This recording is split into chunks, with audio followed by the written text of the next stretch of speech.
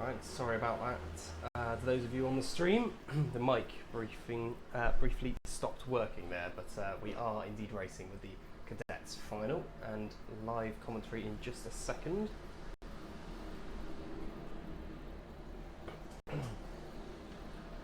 Right, sorry about that everyone, just a little bit of a technical glitch there. But it's Maximilian Salarski who leads the way in this, and let's just remind you again, 15-minute final for these cadets. If you are not fit enough, then endurance races such as this will just grind you. So it's not just about the talent of the drivers, it's about their fitness as well, about their real test of endurance.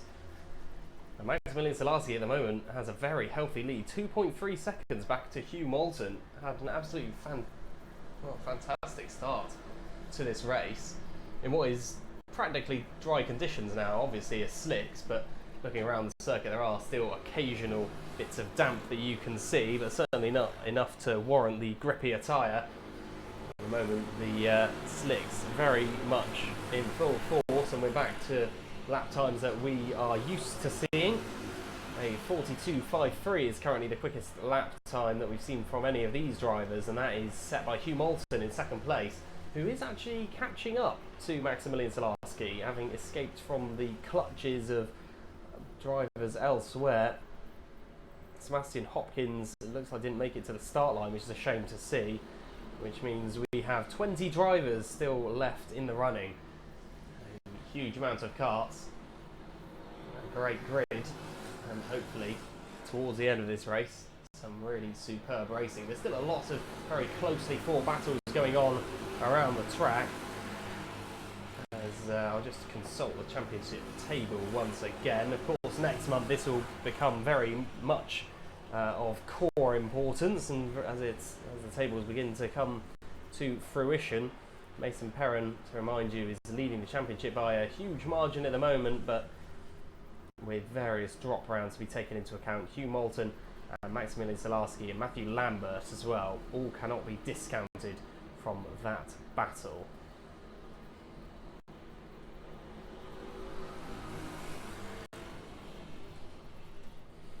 So Salarski leading the way, and this result I think would almost definitely put him second in the championship, I would have thought. Hugh Moulton there or thereabouts, with Matthew Lambert as well, of course, in the championship. But Mason Perrin with a huge championship lead. Those drop rounds, the fact that he didn't turn up for one round is really benefiting him in terms of that battle, shootout for the championship. Really, each meeting you can make such a huge haul of points that those drop rounds become so crucial to championship credentials. As across the line goes Hugh Moulton in the lead now, ahead of Maximilian Salarski. Cannot believe how quickly the weather's cleared up, really. It's now actually, I consider it quite a nice day. I wish I brought my sunglasses. Moulton leads from Salarski. The two of them didn't look like it was going to be much of a contest. You didn't think a few laps ago when Salarski had a margin of over 2 seconds, but either he's really struggling or Moulton is simply on fire, because he's managed to close that gap pretty quickly in only about 3 minutes and overtake Salarski, who's one of the most competitive drivers out there on the track, and make it look like it was easy. So very well done from him there. Moulton, our new race leader, the number 51.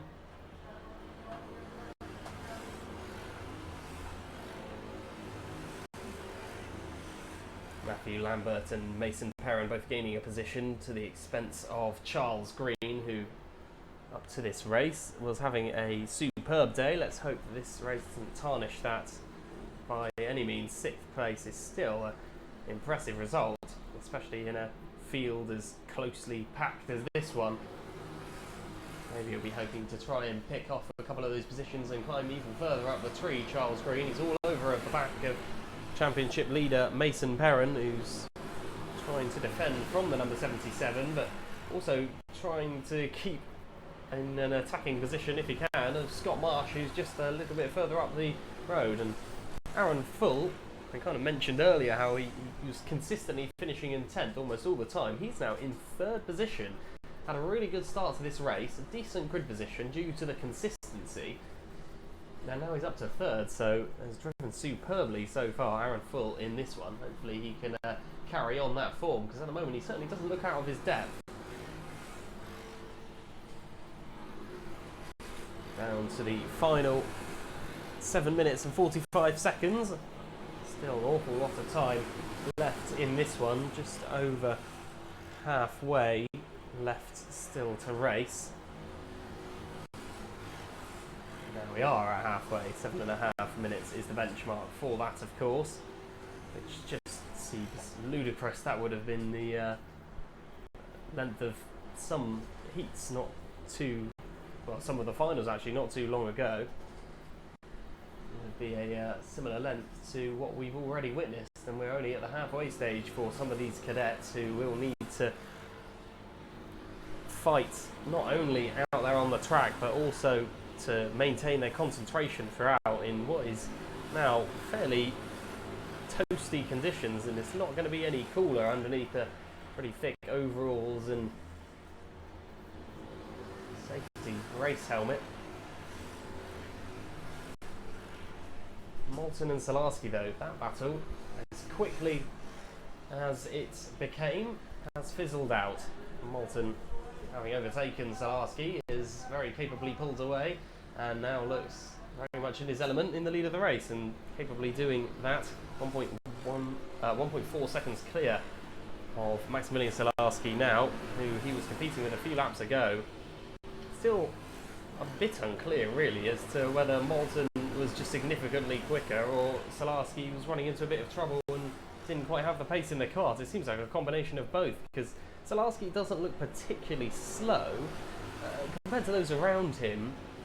Actually, he is relatively slow going off the lap times. He is slower than any of the drivers, all the way down to 16th, I think, no, 15th position. He's quicker than Noah Pikes, but actually is slower than even Freddie Baker, who is currently in 14th place. So he's struggling, Salarski, for pace, and I'm sure that will come to haunt him pretty soon, because there's still a long way left in this one. Over a quarter of the race still to go, as Full, Marsh, Perrin are all there, looking for a way to try and catch up as well, and Green, of course, involved in that particular set of karts.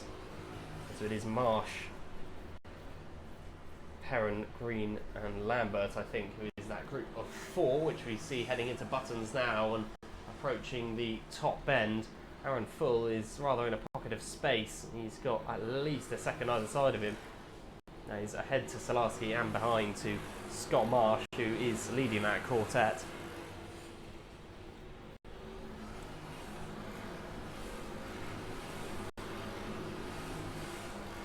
Moulton leading by 3 seconds though, and this is looking like it's going to be a very positive result for Hugh Moulton, who will close the gap in the championship up to the number 30 of Mason Perrin, who's currently in 7th position. He's dropped off of Charles Green now, having been overtaken. Not been perhaps the day you would have been hoping for so far for the championship leader, Mason Perrin. Might have been hoping for slightly more.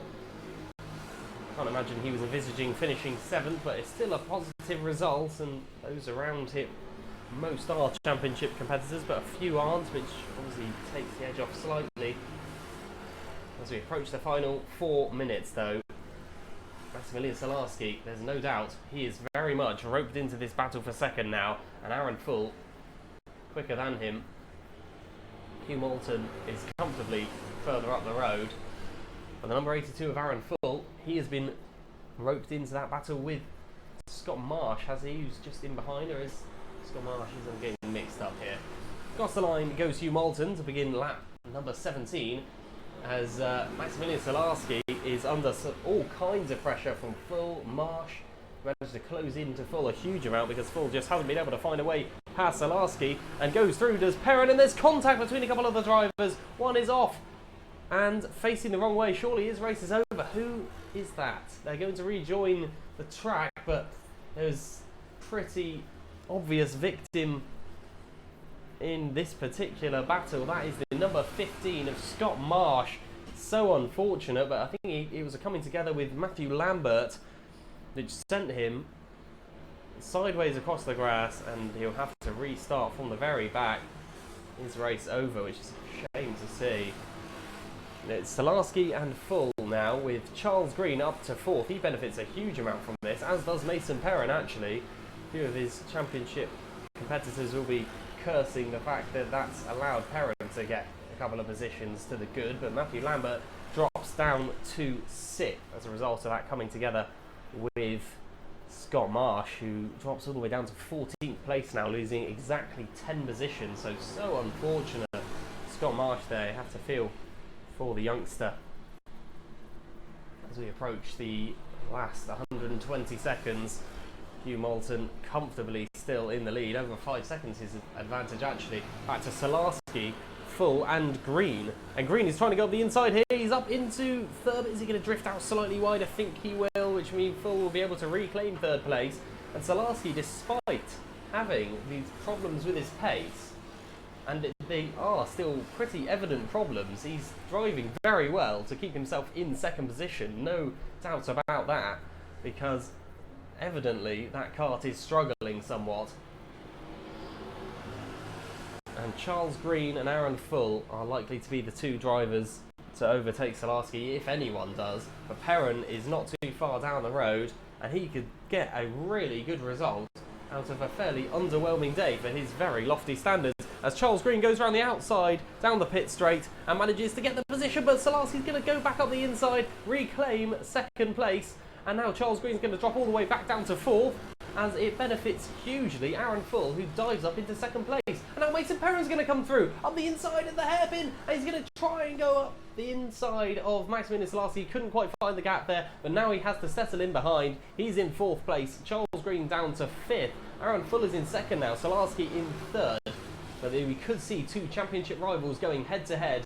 Mason Perrin right behind Maximilian Salarski now, the number 33, as they head down towards the timing line once again. The number 82 of Aaron Full in 2nd place, and already a bit of a comfortable 2nd place actually, over a 2.5 seconds. As Salarski comes back at Perrin, who was briefly ahead. Salarski though, even in these trying conditions, proving how resilient he can be. And with 30 seconds left on the clock, Mason Perrin trying to go around the outside, get the move done before the hairpin, but couldn't quite do so. Salarski manages to keep that move for now. He's actually dropped behind Charles Green as well. Lost a lot of time in that little segment, did Mason Perrin, which he'll be kicking himself for, I'm sure. But Charles Green now back up into 4th position. Aaron Full comfortably in 2nd. But Hugh Moulton's lead now sits at over 7.5 seconds. So lead surely wrapped up for Hugh Moulton, as across the line Aaron Full goes as the clock hits 0. So next lap will be the final one, of course, with Full being in 2nd place.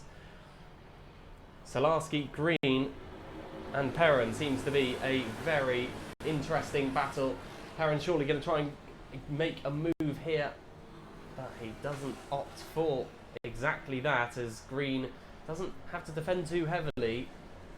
Maybe just sensed that Perrin wasn't going to go for it on that occasion. And this next lap will be the final one, and it's going to be shown to Hugh Moulton, who goes over the line now to begin the final lap of this cadet final.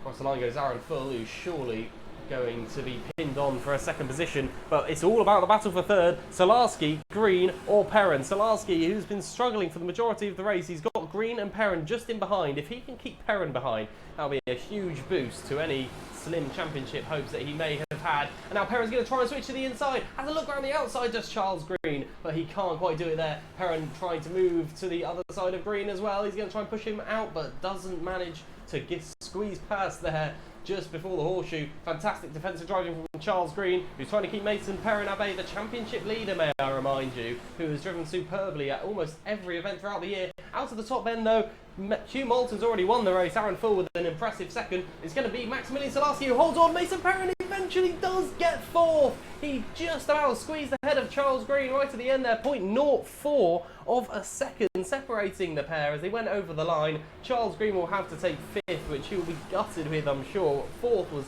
so close, but he just about falls short of that, with Matthew Lambert coming home in sixth, seventh Max Cuthbert, with Freddie Baker 8th, 9th James Pope, Noah Wolfe in 10th, Martin Wright 11th, 12th Benjamin Bartlett, and Scott Marsh, who will be very disappointed with 13th after that, coming together with Matthew Lambert.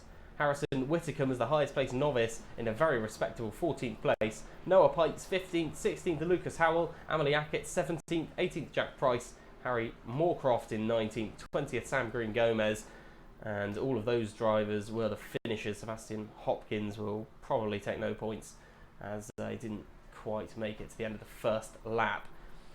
But Hugh Moulton manages to win a massive margin, 6.79 seconds back to Aaron Full. And that battle for third was just so engrossing that almost forgot there was action going on further up the track. But Hugh Moulton did what he needed to do and managed to take home maximum points. Aaron Full in second, with Salarski an impressive third ahead of Perrin and Green, who fought to the end.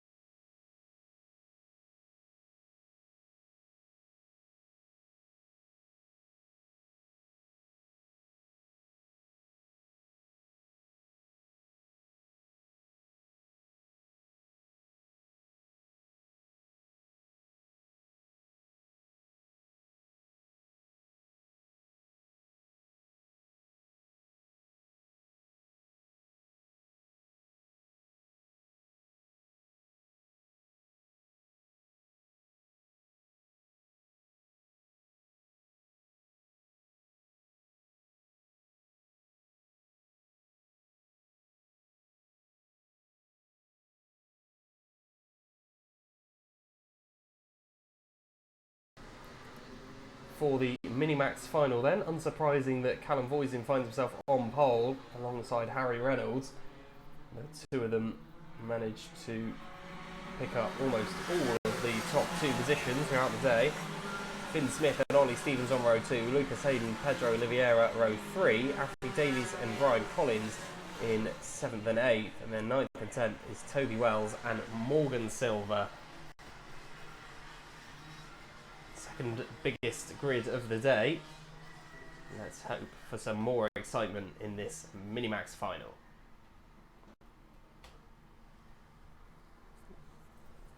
Voisin with 2 wins from 3 and also the second place, only dropped 1 point over the course of the entire day. Ollie Stevens taking the other win when Voisin wasn't able to. Harry Reynolds also with a huge bunch of points. The two of them, of course, battling it out for the championship as well. That is one that's going to go all the way to the wire next month, I am sure. 15 minutes of the Minimax to enjoy. Voisin or Reynolds on the front row. The start could be essential.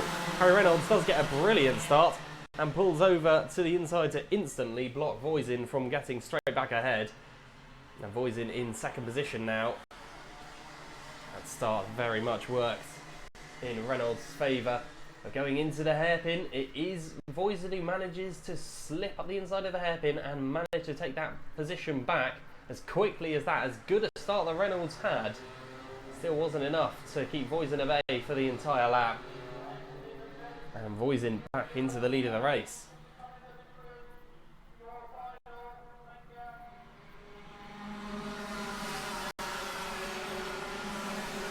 Callum Voisin then in the lead of the race, having lost it for the opening few corners, didn't give up on it, and Harry Reynolds definitely has the work cut out now to try and get back past Callum Voisin, which hasn't proved an easy feat over the course of the day.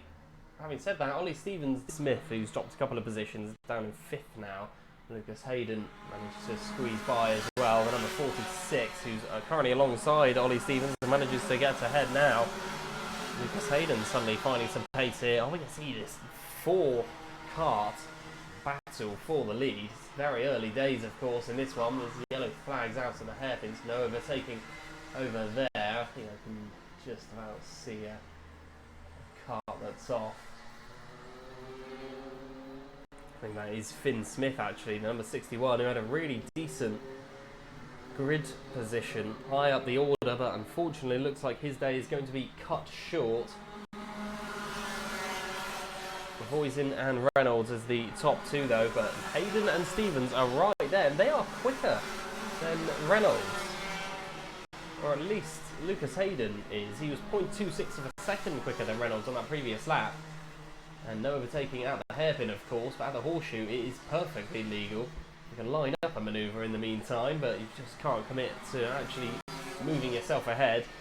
But Voisin and Reynolds are struggling with the pressure of Hayden and Stevens here. Hayden seems to have found some pace between heats 3 and the final. And it really does seem to be working wonders at the moment. Has a little peek at that road which stretches beyond Reynolds and Voisin, but can't quite find a way to conquer that particular area.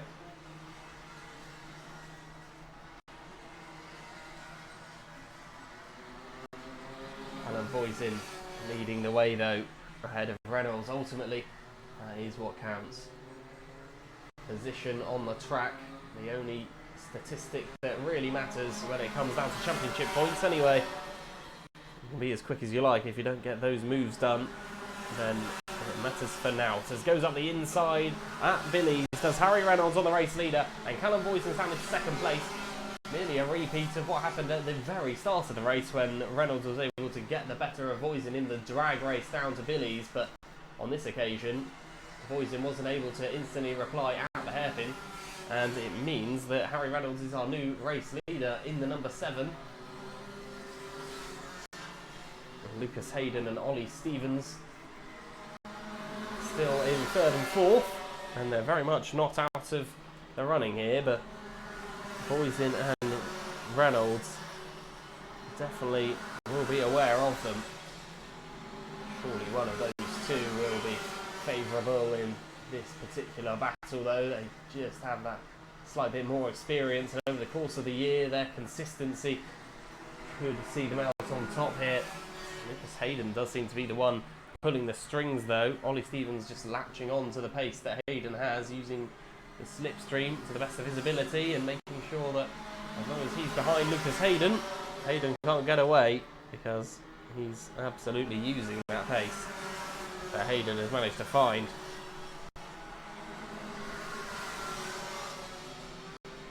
Harry Reynolds trying desperately to escape from Callum Voisin, but the gap has remained consistent over the past 2 laps. It's still at 0.22 of a second. As how close it gets. There's a back marker approaching here as well. The number 14 of Arthur Thacker is who they are approaching to lap. Out of the top end, Thacker is surely going to be given the blue flag to make sure that he's clearing out the way.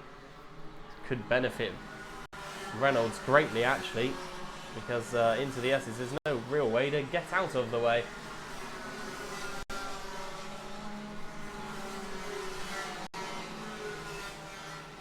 So Thacker does manage to clear out the way of the top few this time, but not without potentially holding up Voisin for about half a second or so, which means that I think Reynolds will have a pretty sizable margin, bigger this last lap. He does indeed, pulls away by nearly half a second, so about right with those calculations I reckon.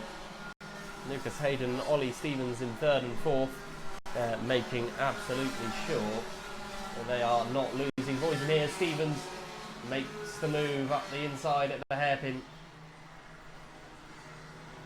switches to the right side of Lucas Hayden and does eventually dive up there, which means that now he's up into third place for the first time in this race, and maybe, just maybe, within touching distance of second place, he can just close that gap to Callum Voisin.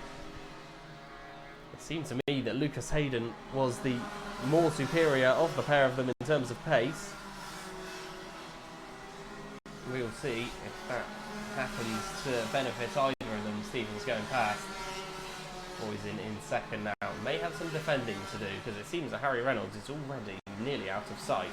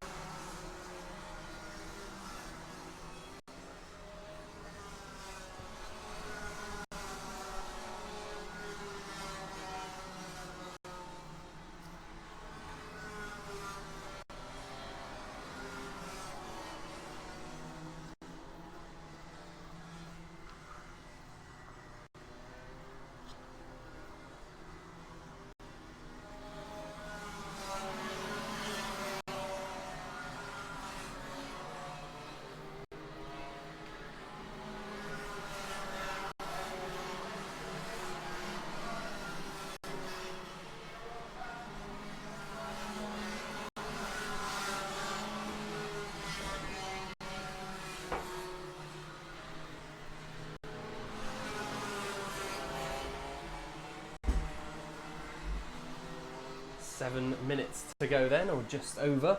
Harry Reynolds continuing to comfortably lead and slightly open up that lead back to Callum Voisin, but Voisin under increasing pressure from Ollie Stevens, who, of course, the two of them who are battling out at the moment, the only two to have picked up wins in the heats.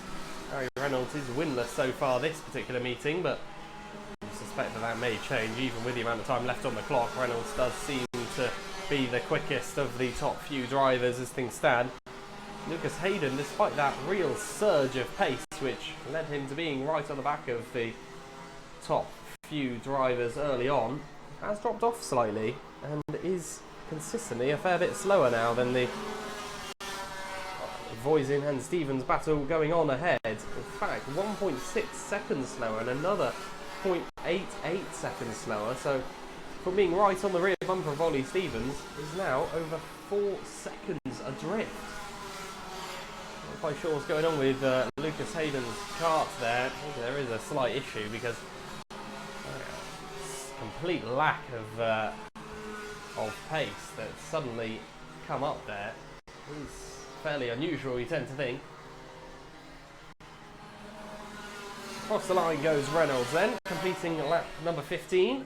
Lap 16 begins with a very similar feel about it as it has the last few laps really. Reynolds with a fairly comfortable margin at the front without being a completely out of sight margin. Still on each of the straights and around the horseshoe and the hairpin, the longer corners, the two karts behind will certainly be able to have their eyes on Harry Reynolds, but Voisin and Stevens battling out together. Stevens not committing to any manoeuvres at this stage, whether he's just thinking, right, Callum, let's work together here. He's picked up a mechanical flag. It's Pedro Oliveira who's picked up the black and orange. He is in 14th position, and it looks like that's going to have to be a retirement.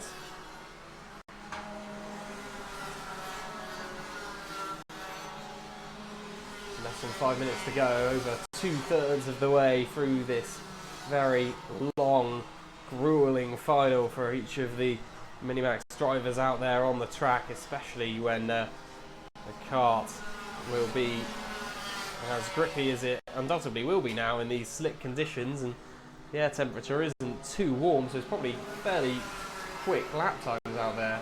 One would be thinking, obviously they might have dropped off somewhat now, the slicks certainly won't be as grippy as they once were. But Harry Reynolds is getting slightly sucked into that battle which goes on behind, but I do suspect that Reynolds should still be okay to to come home with max points here.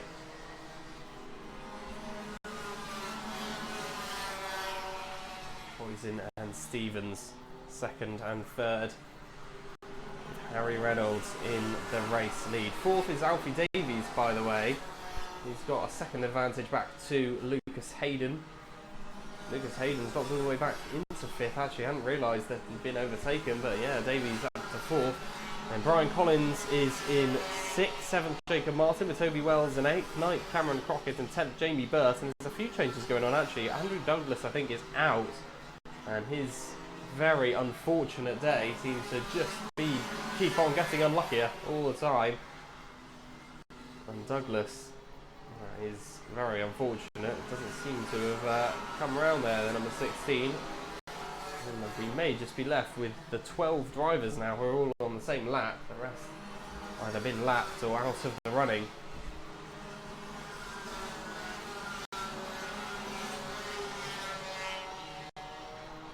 There's Finn Smith, who's been lapped as well, involved in an earlier incident.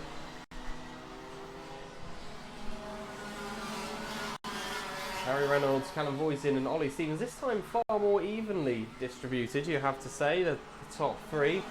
Voisin slightly more towards the halfway point of the gap between Harry Reynolds and Ollie Stevens, whereas before it only looked like a two-way battle really, but really trying to make sure that Reynolds doesn't escape any further up the road.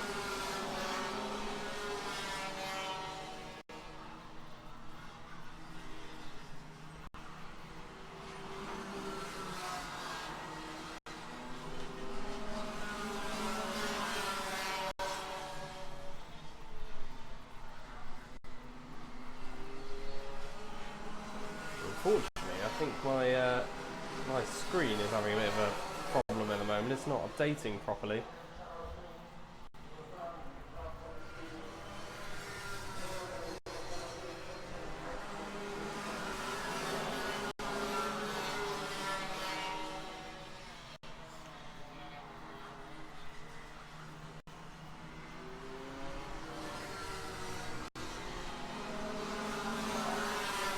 There we go. It's updated now, thankfully.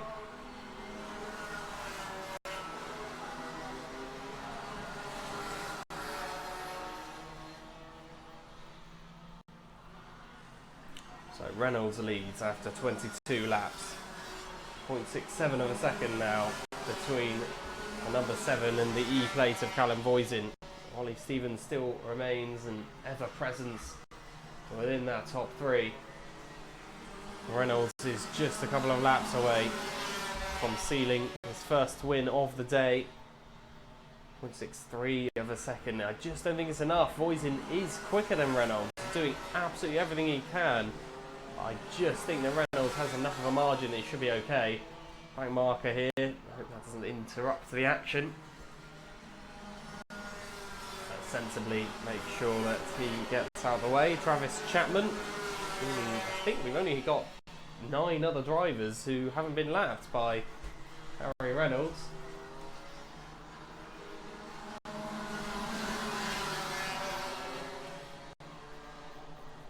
Voisin has managed to find a way through, but Stevens has yet to do that.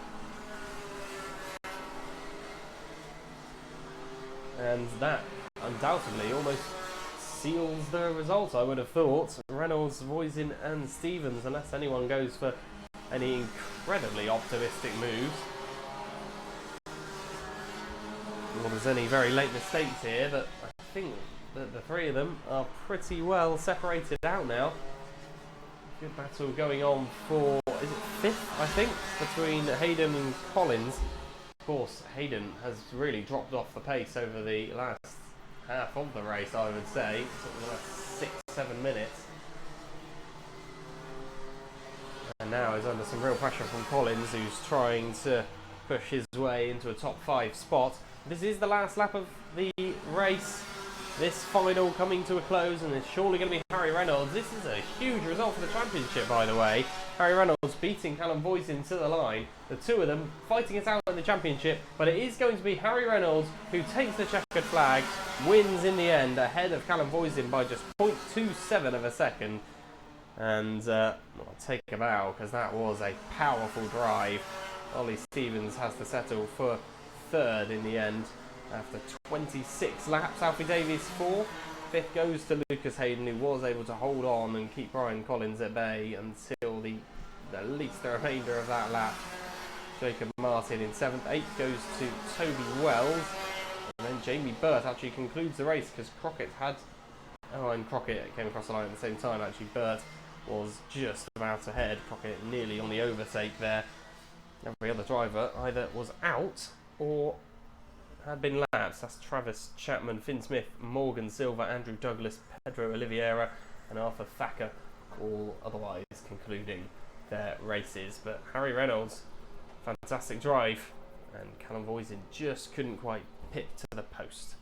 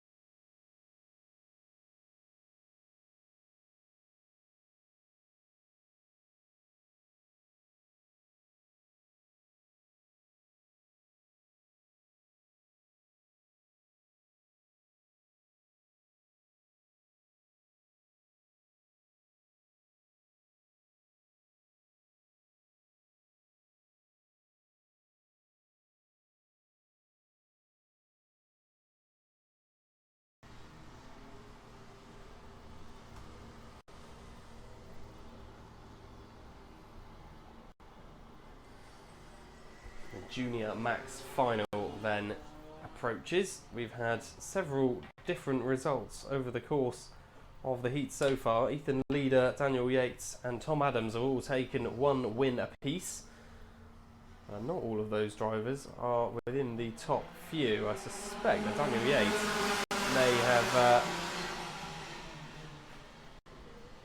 be hoping for a better result in this final, because I think he's dropped off slightly in heat 3 after a very impressive second heat, and Ethan Leader the same. Tom Adams, it felt like, was maybe only just getting started. He comes into it with the best form. Tiernan Rourke with second place. Finish in heat 3. Harrison Crook is looking to start this race a bit later.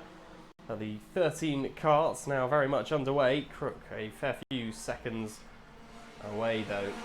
This time coming by, it looks like Spencer Shinner who's leading the way ahead of Tiernan Rourke.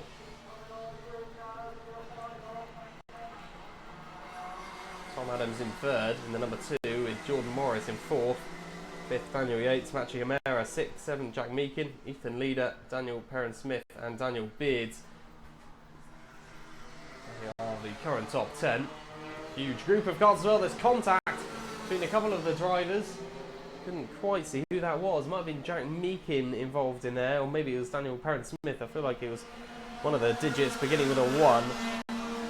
Maybe we'll get confirmation on that as they come across the line now. I think it was Perrin-Smith certainly involved. George Walker perhaps as well. It was definitely towards that battle towards the mid-pack.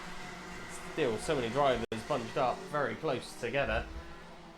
At the front though, we've got a pretty clear front three. Rourke, Adams and Morris have escaped firmly from the grips of Daniel Yates, who is in fourth and already has a second at least either side of him. 1.5 seconds ahead and just over 1.3 seconds back to Spencer Shinner. We may have briefly led this race actually, Shinner, but now has dropped back.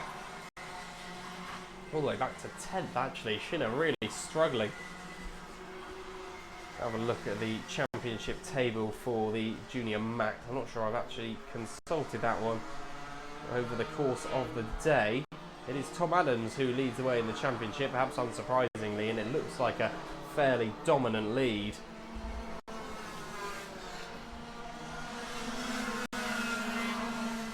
Tiernan Rourke in second position in the championship.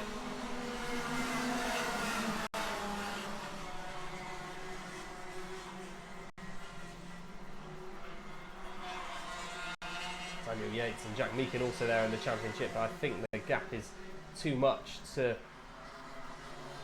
overcome now for both Yates and Meakin. Realistically, between Tiernan Rourke and Tom Adams, but Adams is a huge amount up on points. Of course, there's 2 drop rounds as well. That's what's got to be considered by the drivers. If it was a 1 drop round, I feel like a lot of them would be aware of that and would have already made that miss. But I think the fact that several of the drivers are opting to come here today, no one wants to miss the last meeting of the year, so perhaps most of them are just going to go and then let the drop rounds speak for themselves, really, just figure themselves out. But Tom Adams, championship leader of this race. Now he's managed to get ahead of Tiernan Rourke. It's all looking good for the number 2 in the Junior Max. Jordan Morris in third, who is not too far adrift of Tiernan Rourke. 11 minutes and 15 seconds still left to go. Awful long time for these drivers to still be racing and to still be such a high intensity over the course of the race.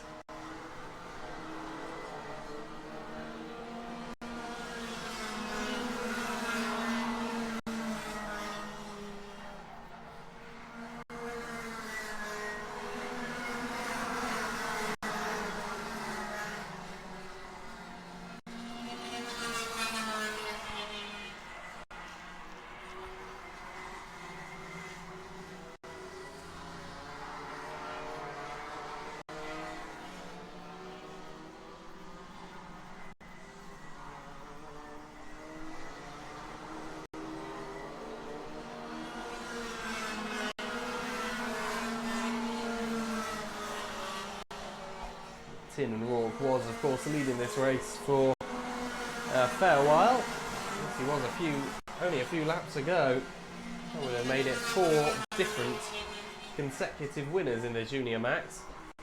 Not only paints a picture of how competitive the class is, but also adds for some real entertainment for the spectators. And it's fairly unusual that, definitely over the course of a day, for no one to take 2 victories. It's pretty common for someone to have 2 or 3. I wonder what the average is on that. There's a driver who's off at Billy's. And hopefully they look like they're able to get going again, or are they just pulling to a safer spot? Kart has managed to get going, might as well continue. Use up some of that fuel of the tyres while they're still to some extent presentable. The number 68, that is Daniel Beards, who rejoins the race, gets going again.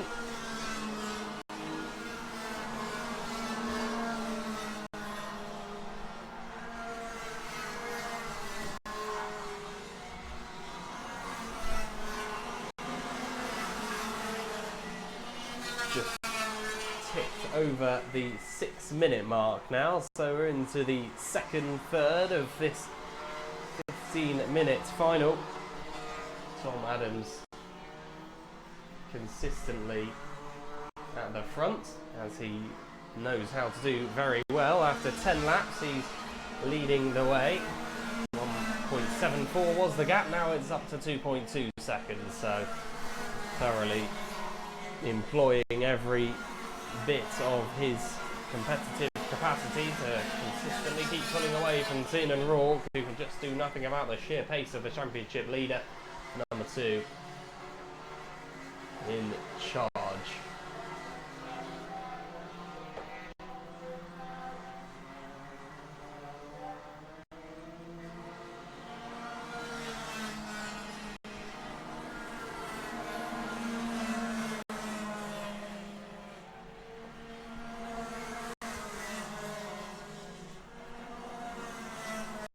I've had a couple of black and white flags, a couple of contact warnings to update you on. Ethan Leader and Daniel Perrin-Smith have both been guilty of effectively bookable offences from the marshals, who have dished them out accordingly. Don't want to accumulate too many of those, or obviously the black flag is the risk, where 0 points is the punishment for that one. Pretty hefty fine to pay for what would otherwise just be a guaranteed haul of points, despite the position you may be finishing in. Ethan Leader is currently sitting in 5th with that contact warning, but has managed to make decent progress through the field to be sitting in 5th place. Spencer Shin has dropped to 7th.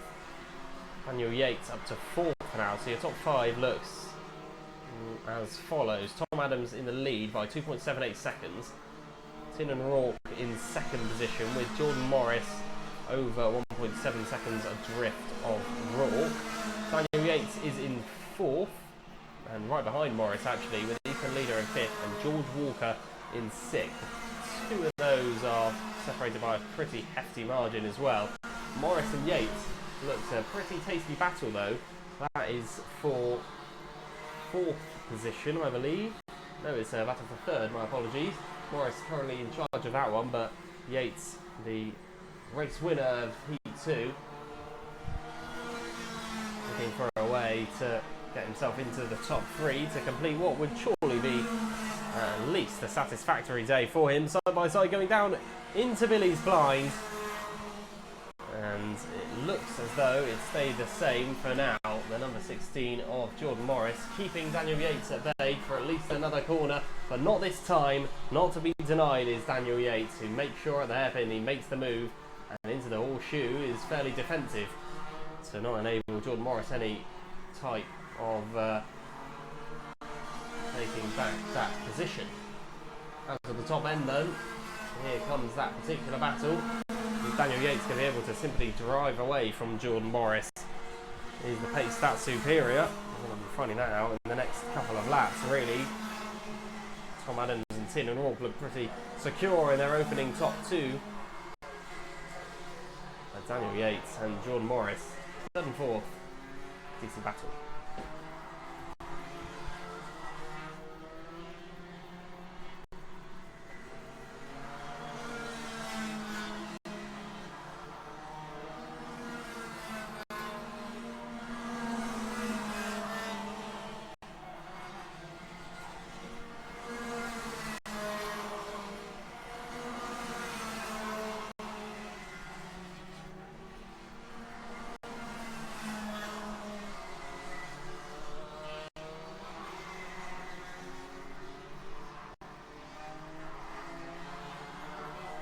Fastest lap currently does belong to our race leader, showing his dominance on all fronts, not only as track position. 4.24 the advantage back to Tin and Rourke now. With the fastest lap time of 34.68. That is very quick from Tom Adams on what will be relatively tired tyres now.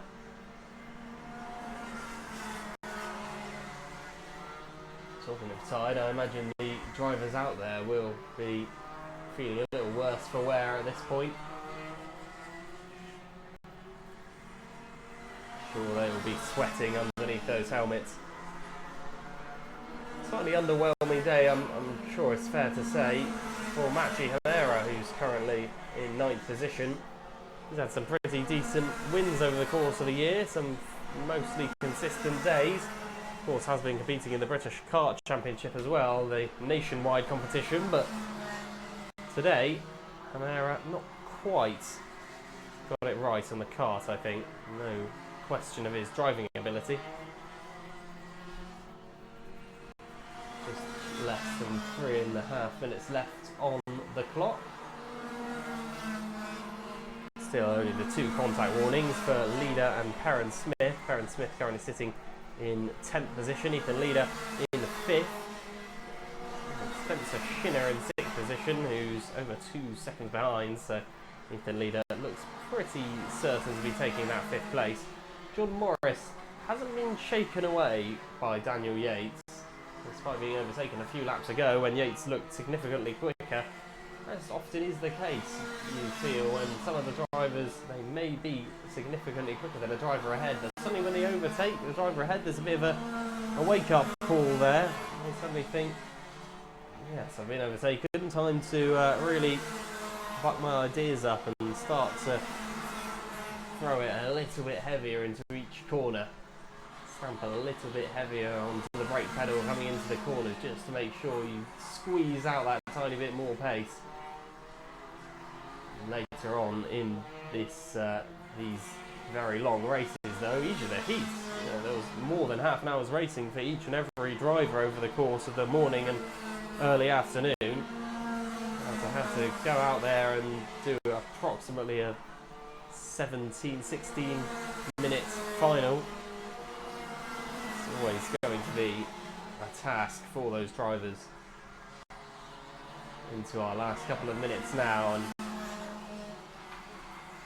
think it's fair to say that we can pretty much confirm the top 2, bar some late drama or a very bizarre twist in the tail. Tom Adams has driven superbly, not only in this race but in Heat 3, and was always there or thereabouts as well.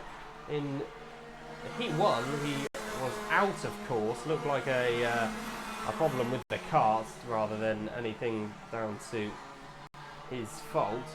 He came second in Heat 2, which obviously a respectable result in its own right, but then the win in Heat 3 just meant that he was able to carry the momentum, presumably just kept the kart pretty much the same as well, and carry it all the way through to the final, where he's showing why he deserves to be taking the win here. Ahead of Tiernan Rourke, who is now over 6.2 seconds behind Adams. It's truly incredible how quickly he has built that lead. Tiernan Rourke, Tom Adams, sorry, over Tiernan Rourke, but also Rourke over Yates, because that 2.18 seconds is still a very healthy margin for him to have as well. Rourke back to Daniel Yates, who may still be seeking for a second position, but I don't think that's likely with only 20 seconds left on the clock. John Morris in 4th place, third for a fair while, but Daniel Yates eventually able to get the better of Morris and paid off.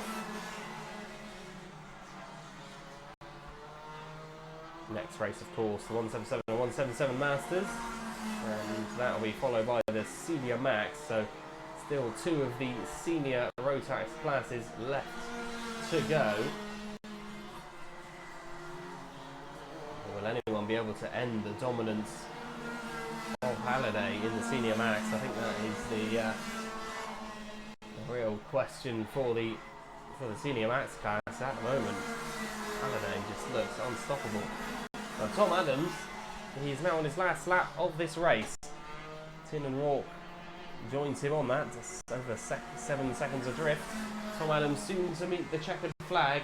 It's going to be now. He goes across the line, takes the win. Very well deserved for the number 2, who claims his second victory. Tiernan Rourke takes second, third goes to Daniel Yates. Jordan Morris is going to take 4th. Ethan Leader 5th. Spencer Shinner will cross the line in 6th. But what a drive from Tom Adams. Didn't let the fact that Rourke was ahead of him early doors faze him at all. And just to take home the win.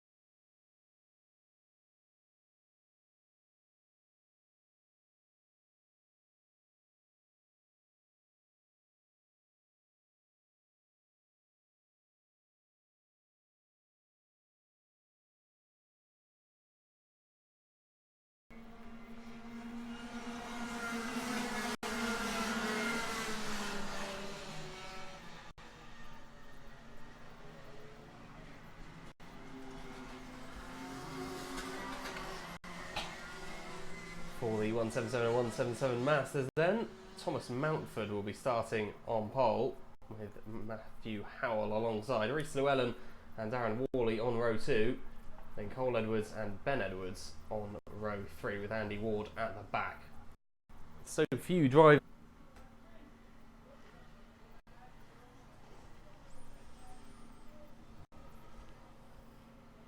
73 of Darren Worley isn't looking too racy at this point. I don't know whether he's going to instantly pull into the pits here.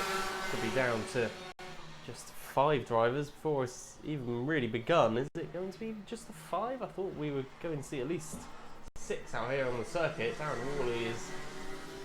his kart is certainly looking worse for wear. I think he's just driving it around to kind of fiddle with it really and figure out if there's any way he can try to repair what is evidently at the moment a bit of a problem.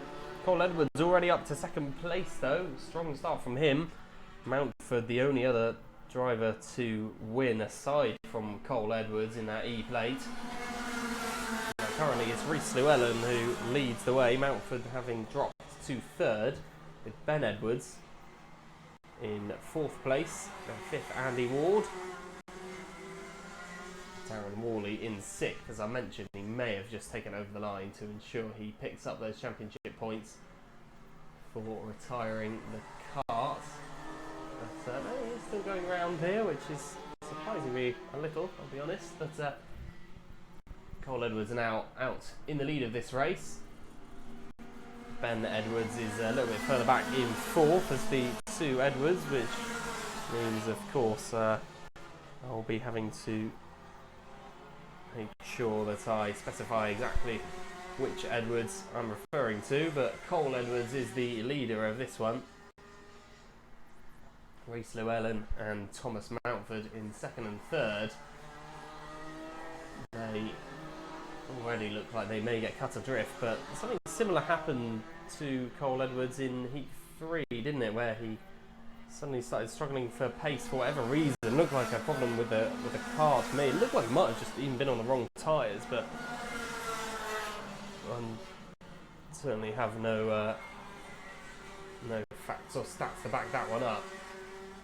Cole Edwards does have a long race ahead of him though. Hopefully it will all keep running smoothly and he'll be able to keep his position, but of course hopefully for the drivers behind I'll be hoping for something similar so Llewellyn or Mountford can batter that out for the win.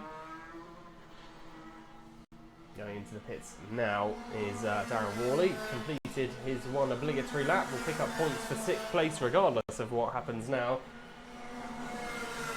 Maybe even 5th if any of the drivers are disqualified for whatever reason.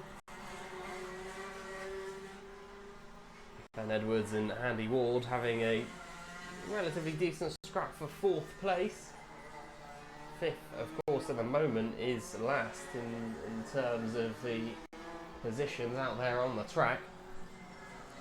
Rhys Llewellyn and Thomas Mountford have been the next quickest drivers to Cole Edwards over the course of the day here in the 177s, but neither of the two look like seriously mounting a challenge here. Rhys Llewellyn at the moment though is under some pressure from Thomas Mountford, who's trying to seek a way through the number 77. Will he have a look at the hairpin? He certainly will. Has a look to the right side and manages to claim 2nd position up into 2nd ahead of Rhys Llewellyn, who gets demoted to 3rd. Running around buttons and towards the final sector. Cole Edwards may not know it, but he has got a different competitor in behind him now. See the Howarth Racing team celebrating that one.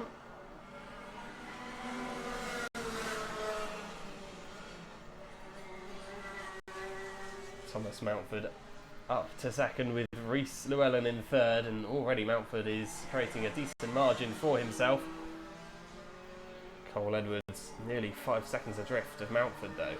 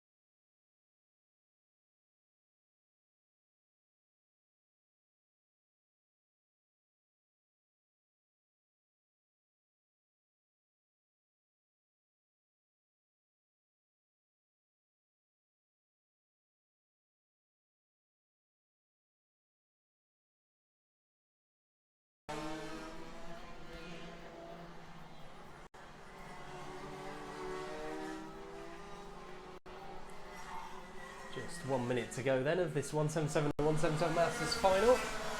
This one appears to have been a foregone conclusion for a fair amount of time now. Cole Edwards storming to victory, over 12 seconds his advantage. Bettered only today by Lewis Halliday in Heat 1, where he of course won by that humongous margin. But still, nonetheless, a dominant lead for Cole Edwards, and looks like he's going to make up for that disappointing third heat with a max haul of points here. Just looking at the championship table, Cole Edwards is leading the way. Darren Worley is second in the championship, and is he here today? I'm not entirely sure. I don't think so. So, oh yeah, he is. Darren Worley's just picked up those points for 6th position. Ultimately, that'll be a drop round here, but it is looking good. I think Cole Edwards will pretty much wrap up the championship today, I would have thought. Can't imagine that there's going to be too much to fight for in the final round next month. Nonetheless, an emphatic drive here, and now he has actually managed to pull out a margin which is bigger than the one Halliday had in that 10-minute heat earlier on. Of course, 5 additional minutes for this race.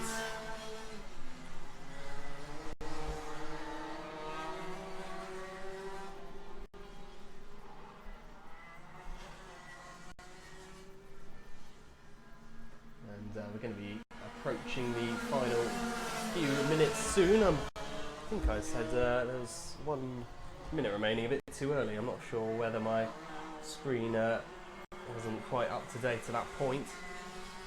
But nonetheless, we're a few minutes away from it saying that we will be towards the real business end of this race. We're pretty much there now. There's very few cars who are near each other in a competitive sense. Edwards is 15 seconds clear of Mountford, who in turn is 4.7 seconds clear of Reece Llewellyn. The two of them may have had a decent shout at a little squabble a while ago. Ben Edwards and Andy Ward isn't completely over yet, actually. There's only 0.4 separating the pair of them. Andy Ward having a look at Ben Edwards' 4th place and fancying a slice of that position, but he'll have to try and get past Andy Ward, who is looking a stubborn opponent as things stand. 24th lap of the race now, and it's the 23rd lap in a row where Cole Edwards has gone over the line as the race leader. Got into the lead very early on, made sure that Mountford and Llewellyn were a mere hiccup rather than a mere bump in the road, rather, as opposed to a serious obstacle. Cole Edwards hasn't had to overcome too many of those over the course of this race. Ticking down the seconds towards the end of this race now, and I think we have known the results of this one for some time. Senior Rotax, of course, up next. They are the last race of the day. And a few more drivers, obviously, in that grid. We've only had 5 for pretty much the entirety of this race. If you discount the fact that Darren Worley only made it out 1 lap before retiring.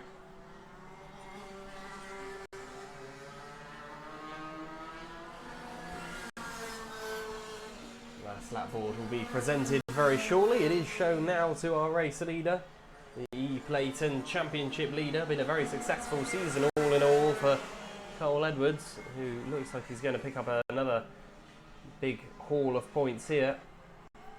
Last lap now, and Thomas Mountford and Reece Llewellyn in 2nd and 3rd. They are definitely going to take those positions home as well. Ben Edwards and Andy Ward slightly less certain. Andy Ward in the triple-figured 119 kart. still seeking a way past. I'm not sure he's going to be able to do it though. Checkered flag does come out and Cole Edwards wins the race. An emphatic victory, 17.97 seconds back to Thomas Mountford, who is going to come across the line relatively shortly, but Rhys Llewellyn then a further 15 seconds, so the gap between the top three was huge. It was well over 30 seconds, which is just unbelievable. Not the most competitive final in the world, I think it's fair to say, but one that certainly pays well for Cole Edwards and indeed the Haworth team. Congratulations to Cole Edwards for that thoroughly dominant victory in the 177 and 177 Masters final. Winner for the final, that will be for the not the Masters, of course, Cole Edwards.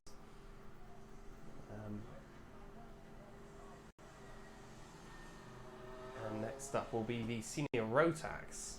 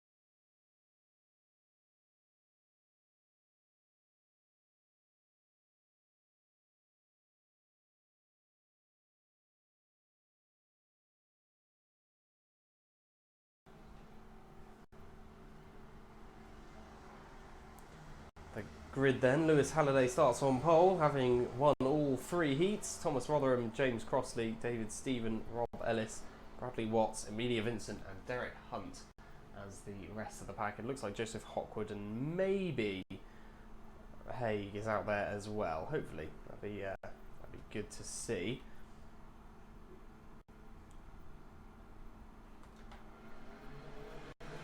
It looks like we are going to be underway now with our last race of the day. Let's see what the Senior Max can produce. All get away and through Billy's cleanly. Lewis Halliday will be seeking an even more dominant victory than what he mustered earlier on. But it is the 9 drivers, so Brandon Haig hasn't come out to race. He was still trying to seek some championship points here, but with the dominance of Lewis Halliday, there's always going to be an uphill challenge.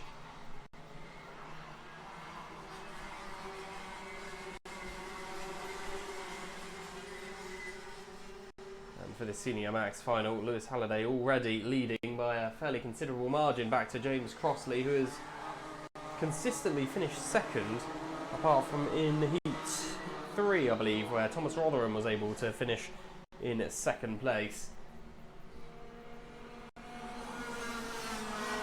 Across the line comes the number 42 of Crossley now, starting on the front row alongside Lewis Halliday, probably without too much expectation here. Maybe would have been expecting to be about where he is at the moment. Rob Ellis and Thomas Rotherham are in behind in 3rd and 4th, Bradley Watts in 5th, David Stevens 6th, Amelia Vincent, Joseph Hawkwood and Derek Hunt rounding out the rest of the pack. These 9 drivers got another 50% on top of what we had for that previous race, the 177s. See a few battles going on around the field. Looks like there's going to be an overtake here. Rotherham on Ellis is a little bit of a nudge, I think, there going into the S's. Ellis slightly goes out wide, but Rotherham does get the move done. I think there was space for the pair of them. It's just a case of running out of road for Rob Ellis as Rotherham wriggles his way through. Now Ellis has got to deal with the rest of the field, really. Across the line goes Lewis Halliday, with James Crossley in second. Thomas Rotherham in third. Fourth goes to Rob Ellis with Amelia Vincent fifth. Sixth, Bradley Watts and David Stephen and Joseph Hopwood and Derek Hunt. And at the back of the field, it's like Amelia Vincent gaining a couple of positions on that previous lap, so a good lap for her, getting past both Bradley Watts and David Stephen. Rob Ellis being overtaken by Rotherham, of course, in a not necessarily controversial, but slightly on the edge of that manoeuvre at the S's.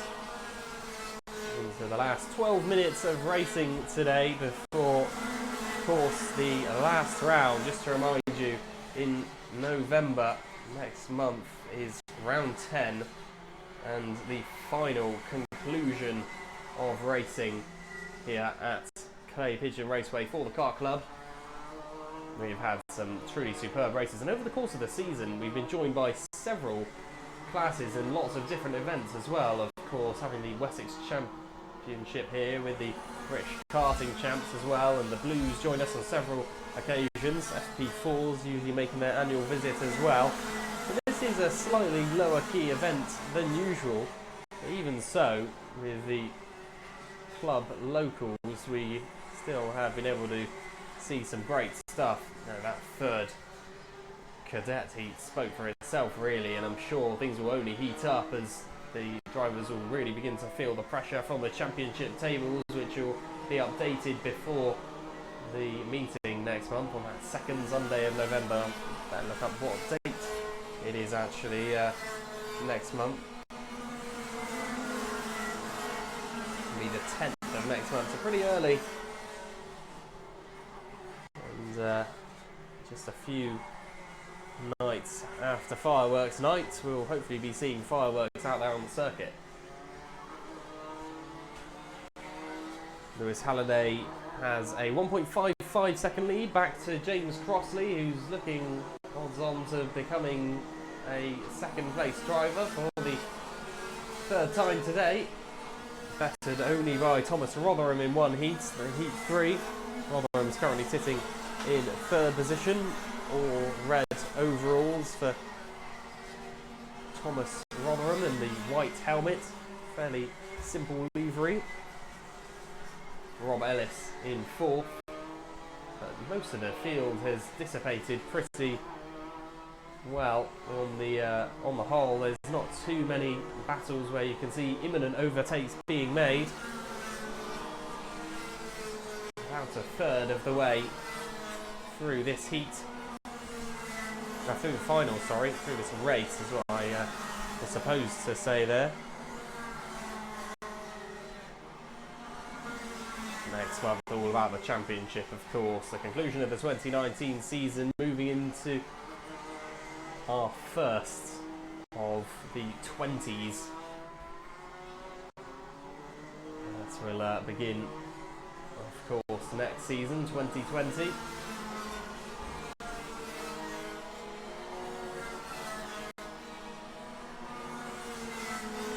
Halliday not extending his lead by perhaps his usual amount that he is able to produce, or certainly was able to produce in most of the heats so far. Not necessarily so much in heat 3. He seems to really thrive in those wet conditions. In the dry though, he's certainly showing what he's worth as well. But Lewis Halliday, thoroughly dominant here, is consistently opening up his margin, but only by around 0.15 a second each lap. That time it was actually less than a tenth he managed to open up by. The gap now just under 2 seconds. But in the wet, it just showed it was nearly a second a lap at some stages. But even so, still dominating proceedings, still thoroughly quicker than everyone else.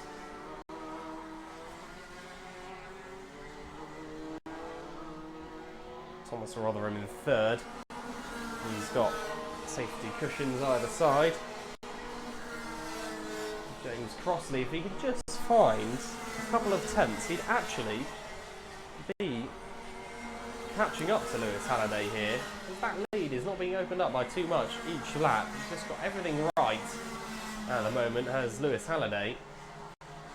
And championship rival Brandon Haig not competing in this one. He'll spy this as a perfect opportunity to get a load of championship points once again. In fact, he will claim maximum championship points today, won't he, Lewis Halliday? So unless something goes horrifically wrong, and we've still got half the race to do for that to happen, but you can't see it, and obviously Lewis Halliday is thoroughly deserving of this win. Very thoroughly deserving. He has not put a toe wrong, let alone a foot wrong over the course of today.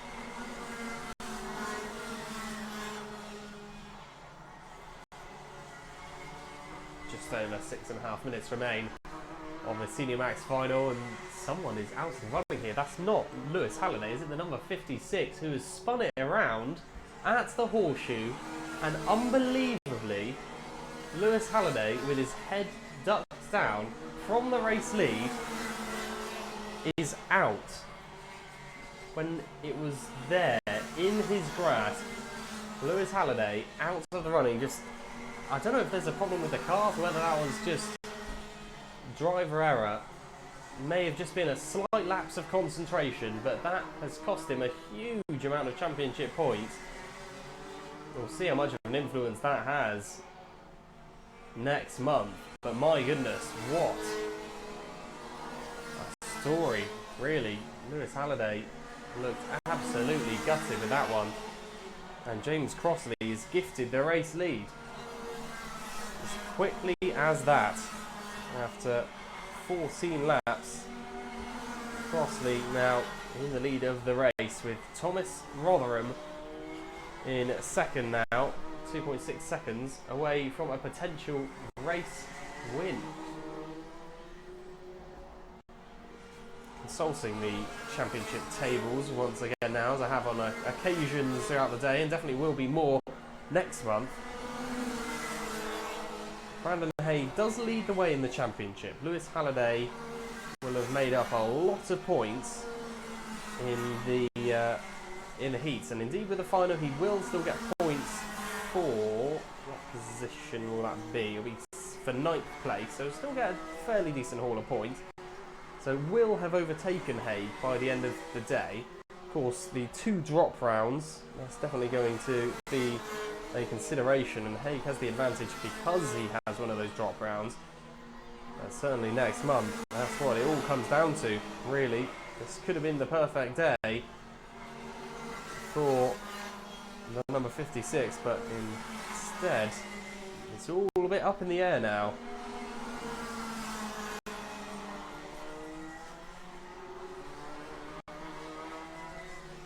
Crossley leads with 4 minutes to go, and that's not a sentence I thought I'd be saying at the start of this race.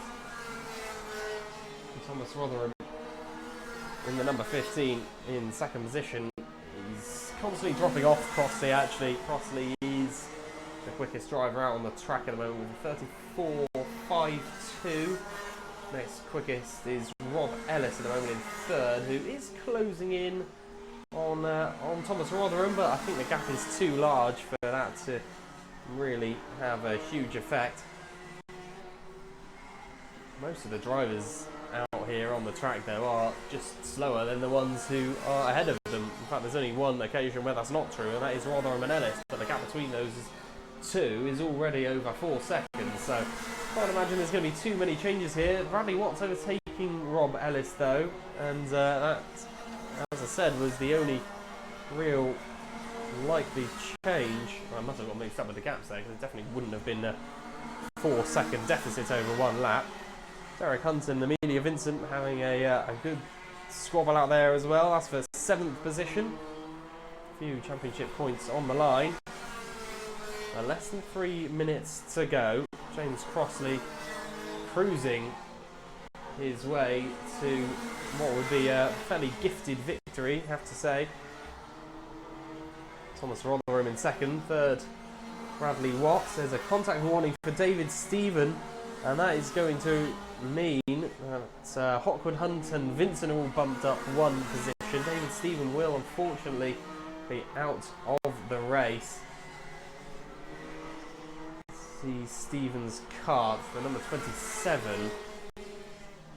Coming around shortly. I don't know whether he's already seen. Yes, it's the rear bumper pretty clearly hanging off there. Always going to be a black and orange, and well, I think he'll see the black and orange flag probably this time by being presented to him. Disappointment for David Stephen. It hasn't been a day of black and orange flags. There's been a fair few who would have been disqualified for mechanical problems. Usually rear bumper is the problem. Hanging off is always going to incur the mechanical flag, which means the drivers must return to the pits, of course, and that'll be the conclusion of their race.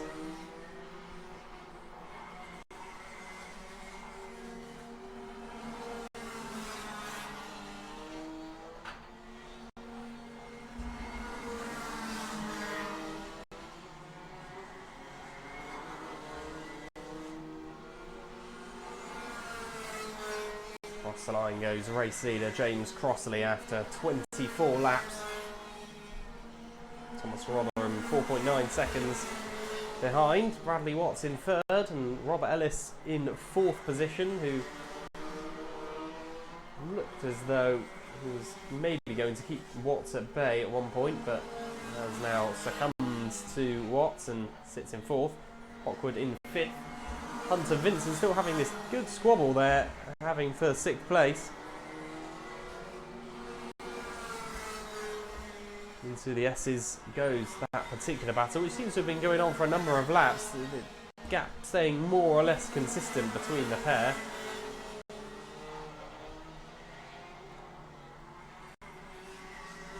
Only 20 seconds left on the clock now for James Crossley to take his victory. Constantly made sure that he was always racing as hard as he possibly could, the number 42. Wouldn't let events around phase him, and now Crossley, sporting that shiny green helmet of his, is going to be beginning his final lap next time round.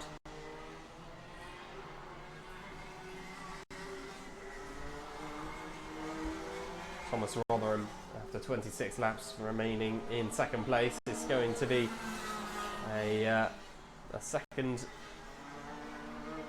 place in a row for Thomas Rotherham.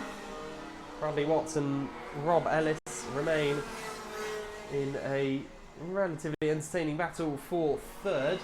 Not been as intense, I think, as some of these finals as perhaps from a spectator and a neutral point of view may have been hoping for, but nonetheless there have certainly been some moments, and I mean that cadet heat, I've said it so many times, but that 3rd heat was truly remarkable, and indeed some of the finals have certainly provided some very notable events, and some that could well have a big effect on various championships in various classes.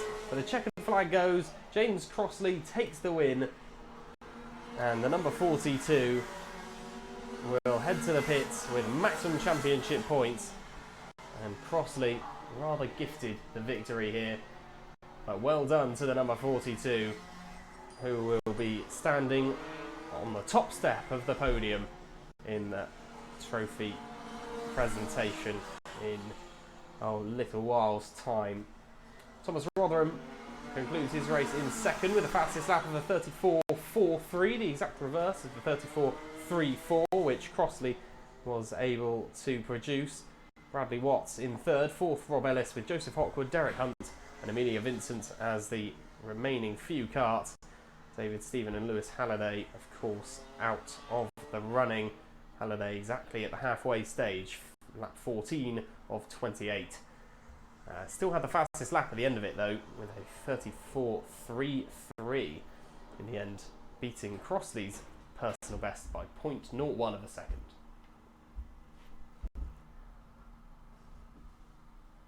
That does conclude today's racing. The Senior Max final draws to a close and race 20 of 20 has now ended.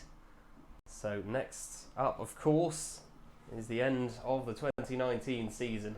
I always look forward to the end of the championship season as a real chance to look at those tables to see who's fighting with who, and it all boils down to those last few races of the season. So we'll be back on the 10th of November.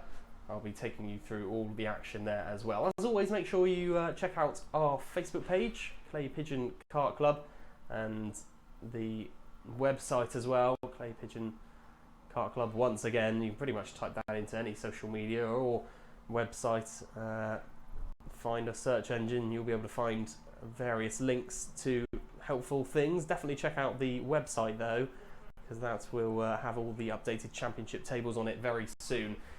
And as always, we've been live streaming today, so check out the Clay Pigeon Kart Club YouTube channel and you can relive all of today's action with live commentary for the most part from myself, as well as all the live timings which are available on the screen and alpha timing as well. As always, thank you to all the marshals and officials for making today's event possible, and the ambulance team with the spectators, all the teams, and of course the drivers, without whom any of those parties would not, these events would not be possible. So great stuff, as a very grey and miserable looking day has eventually turned into a pretty nice one. Hope everyone enjoys the rest of their weekends. We wrap up a little bit earlier than usual here today, but it's always good to take you through today's action, and I look forward to coming back on the 10th of November to take you through all of the action of the final round of the championship for the end of the 2019 season. But until then, I've been Sam Hunt, your commentator for today. Thanks for listening as always, and I will be seeing you next month. As always, take care and safe journeys home.